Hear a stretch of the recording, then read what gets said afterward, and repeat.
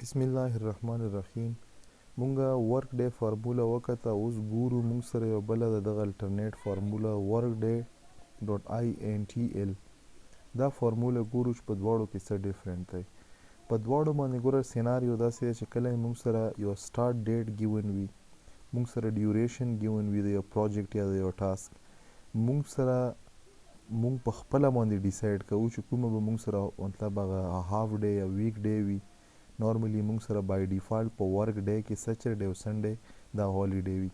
دا مونږ سره څه شی او بل دا چې په یو ایر کې مونږ سره مختلف قسم څه شی رادرومي، هغه چوټیانې رادرومي هالیډے چې که دا مې مونږ سره ګیون وي او مونږ وغواړو چې مونږ د این ډیټ د یو ټاسک چې سټارټ ګیون وي، نمبر آف ډیز ګیون وي، یا مونږ سره هالیډے ډیسایډ وي، یا مونږ سره پلین هالیډیز وي، نو دغه لپاره مونږ یو فارموله یوز کوو workday.intl. نو دا ګورو فار ایگزامپل دلته ما ایکول ولیکلو، ایکول نه بعد به زه ولیکم چې ورک ډے، دغه نه بعد به زه شي intl خدای ما سره سټارټ ډیټ شولو کاما، دغه نه بعد ما سره ټوټل نمبر آف ډے دا ګیون شولو بیا کاما. اوس دلته ګوره بای ډیفالت چې کوم مونږ سره ورک ډے و پخ کې سیچرډے او سنډے دا څه شی و، دا ویکینډ و یا هالیډے و. اوس که زه وغواړم چې سنډے منډے فار ایگزامپل په بعضې ځایونو کې به منډے او په ټیوزډے چھٹي، په بعضې ټي کې به فرایډے او په سیچرډے باندې، په بعضې کې به صرف سنډے وي، په بعضې کې به صرف منډے وي، ټیوزډے وي، وینسډے به وي. نو دا مختلف قسم مونږ سره څه شی دی لیټس چې ما څه شی کړه، ما د چوټۍ ورځې چینج کړلې، ما څه شی کړه سیچرډے ورسره نو دغه دپاره مونږ سره کوډ څه شی 7 دی. ډبل کلیک په زه وکړم دلته تاسو کتای شو دلته 7 کوډ ولګېدو کاما. دغه نه بعد ما سره دا څه شولو پلین ویکینډ شولو. نو پلین ویکینډ فار ایگزامپل دا ما دا رینج ولا ویر کړلو، انټر مې کړلو، دلته ما سره څه راغلو یو کوډډ ډیټ راغلو.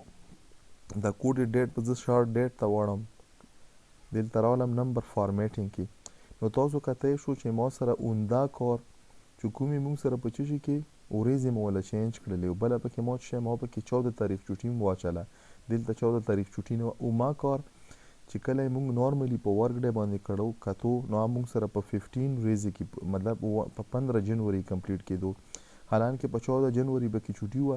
نو چې مونږ پکې دام واچله او دلته مونږ د ورځې چینج کړی، نو تاسو کتای شو دا کوم ډیټ باندې راغلو، دا په 16 جنوري باندې به دا کار کمپلیټ کیږي. نو دا مونږ سره یو الټرنیټ فارموله ده. دلته به زه ډبل کلیک وکم نو اتوماتیکلی دا چینج شولو، دلته مطلب په ټولو باندې په فلش فیل باندې اپلای شولو. اوندا ټاسک مې ما سره په کوم ډیټ باندې دلته ما سره کمپلیټ کېدو، دلته ګوره په 12 کې ما سره دا کار مکمل کیږي، په څه شي کې په 12 جنوري باندې سٹارټ کیږي، 15 ډیز دي، په دغه کې د 2 ورځې چوټي راغله، نو دا به ما سره کمپلیټ کیږي په 1 فبروري باندې به کمپلیټ کیږي، دلته په 2 فبروري کمپلیټ کېدو، دلته په 1 فبروري دا کمپلیټ کیږي. دلته پکې 26 تاریخ چوټي م راغله. دغه نه علاوه مونږ سره یو ټاسک چې کله فار ایگزامپل دلته مونږ وکړو په 1 جنوري په 20 جنوري سٹارټ کېدو، 7 ورځې ورکینګ ډے وه، نو دا مونږ سره په 30 جنوري کمپلیټ کېدو، اوندا کار مونږ سره په 29 جنوري باندې کمپلیټ کیږي.